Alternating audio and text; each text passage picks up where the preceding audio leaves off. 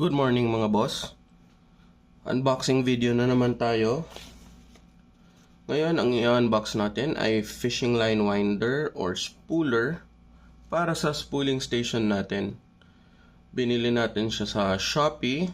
Ang pangalan ng store ay Boutique Outdoor Store. Ang price niya is $789 plus shipping. So, hindi ko na lang sasabihin kung magkano binayad ko sa shipping kasi depende naman yun kung saan nyo ipapaship. Okay, so simulan na natin.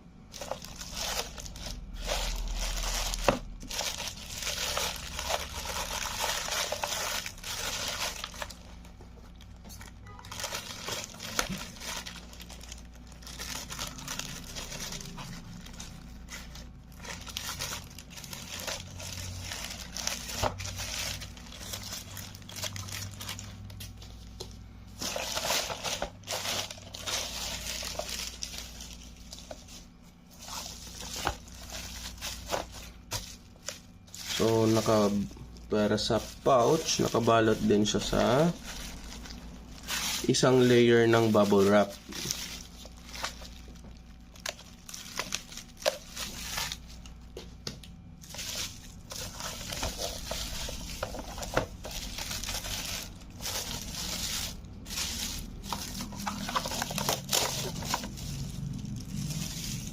Okay. So, eto ang ipinadala nila ngayon. Ang brand niya is Ekuda.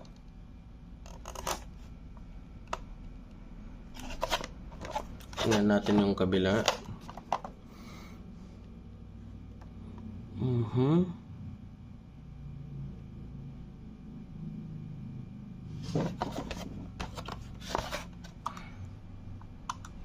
So, buksan na natin.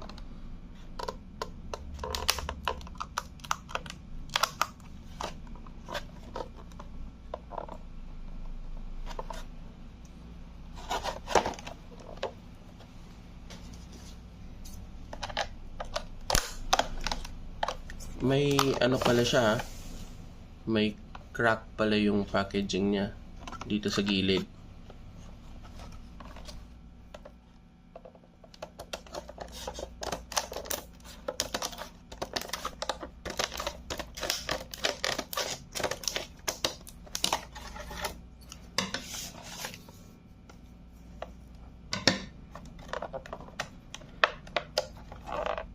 Ito. Dito naman.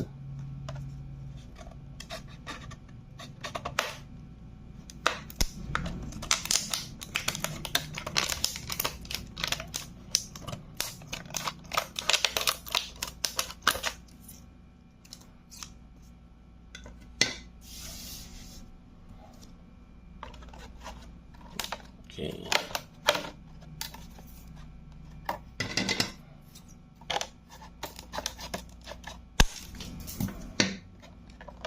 Lalabas na ba siya? Alright. Lalabas na siya. Itabi na natin yung gunting.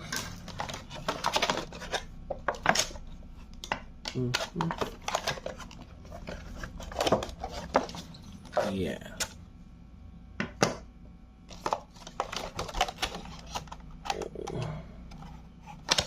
Ito may specification siyang nakalagay.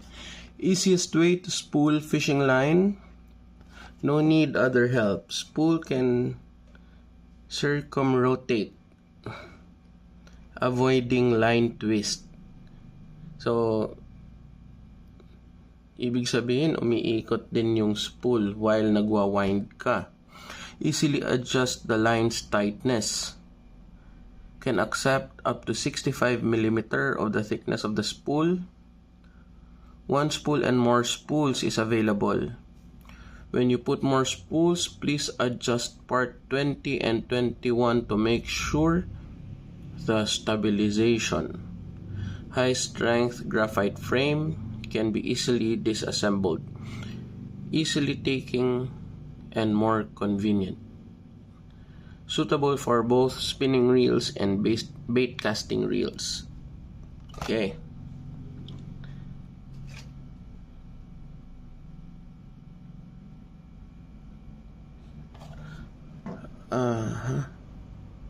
Saan ba ang 20 and 21? Line supporting bushing A, B, 20 and 21. Okay. So, ito yun. Ito.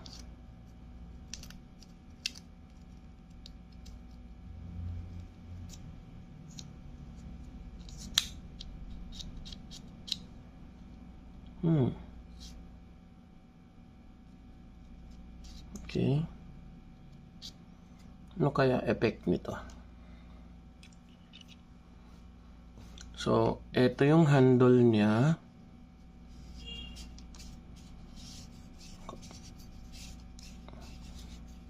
Medyo matigas siya.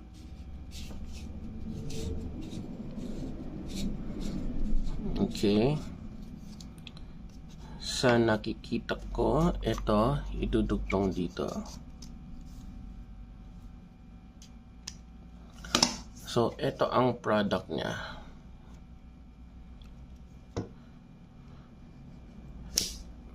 Oh, so, spring-loaded pala siya. Ito,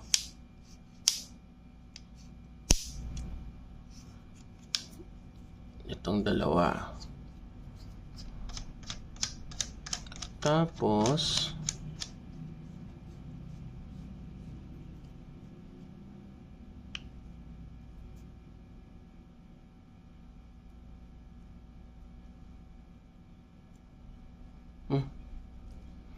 ba't tumigas?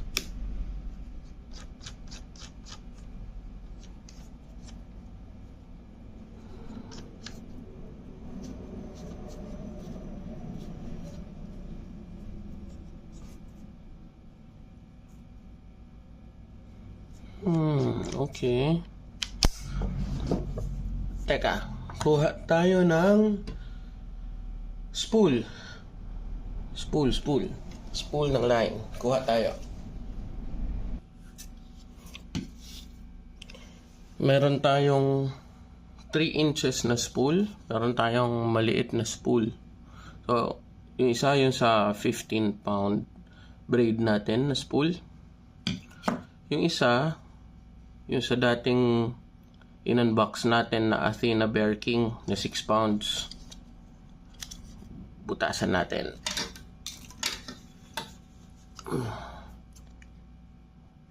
Subukan muna natin na hindi siya binubutasan.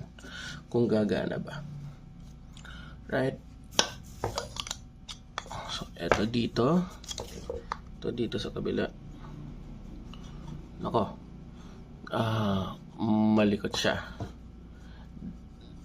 Definitely malikot. So, bubutasan natin. Butasan.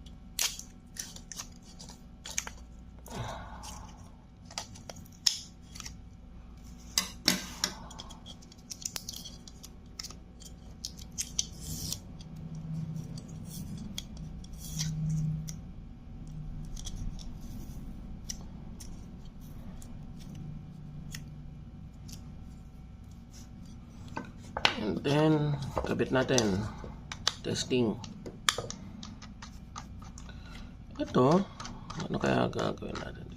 Paghigpitan natin to.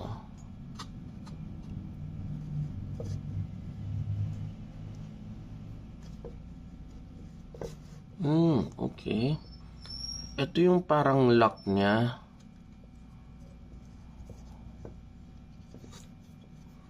Ang ano lang kasi, malikot pa din siya.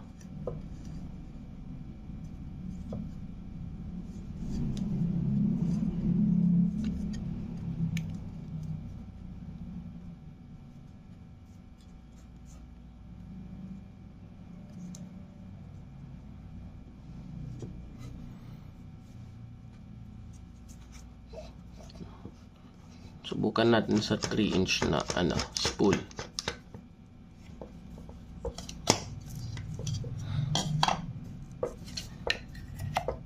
Naku, lusot. Parang maliit ata yung bola niya.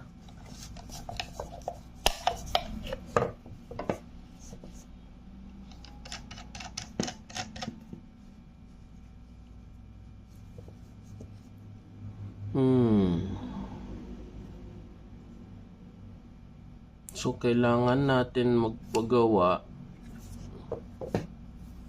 Okay. Temporarily, gagana pa naman siya. Gagana naman siya. So, subukan natin iikot. Okay. In fairness, maganda yung ball bearing na nakakabit. At pag inikot natin to, di siya magro-rotate. Ito yung lock sa rotation niya. Ito. Naka-lock na. Pero pag i-release natin to, free wheel siya. Kung saan ang twist ng line, pag mali ang twist ng line, iikot siya para ma-untwist yung line mo. So, sabihin natin, severe ang line twist na ng line mo sa spool. Sabihin natin dahil sa sobrang palagi kang nagdra-drop shot. Usually, pag nagdra-drop shot ka, tapos mahangin, doon nagkakaroon ng line twist. So, at hindi mo siya nababantayan, so more prone ang line mo na magka wind knot or matanggol sa spool yung braid mo. So, this is one way na tanggalin yun. Pero, kakailanganin mo din ang may nakita ako na recycler ang tawag nila. So, tatanggalin mo yung line mo, ispool mo siya dito. So, hindi na tayo bibili ng spooler. So, meron naman tayong cordless drill dito sa bahay. Ipakita ko din sa inyo, gawa tayo ng video kung paano gawin yon. At i-rewind mo ang line mo sa reel gamit ito. Para kung saan man ang maling twist ng line mo, maa-untwist niya yun. Alright, so ito ang unboxing natin. So, sa tingin ko may room pa for improvement. Kasi pag ito nakita mo, may parang bola siya. Lumulusot siya sa butas ng spool. So, siguro pwedeng palakihan nila yung bola para hindi pumasok dito. Sa case ko naman, i-check ko yung mga spool ng line ko. Kung pare-pareho nga ang butas, pwede kong pagawan ng adapter para ito andito nakaposisyon. So, gawa tayo ng parang bushing. Alright. So, pero overall, okay naman, matibay naman. At sa tingin ko, mas push-pull naman niya yung line mo ng nasa tamang tension na ikaw lang mag-isa.